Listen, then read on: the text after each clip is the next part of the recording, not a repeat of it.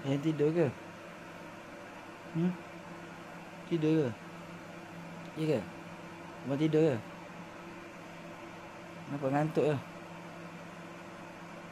Nak pergi keluar tak? Nak pergi mana? Ha? Gimana? Gimana? Pergi kat mama? Nak pergi kat mama ke? Mama jauh lah bang. Jom kita pergi ngeteh jom. Nak? Pergi ngeteh? Ha? Apa dia? Lagi makan?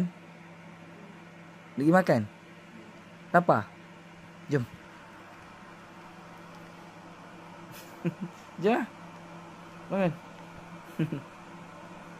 Dah share je.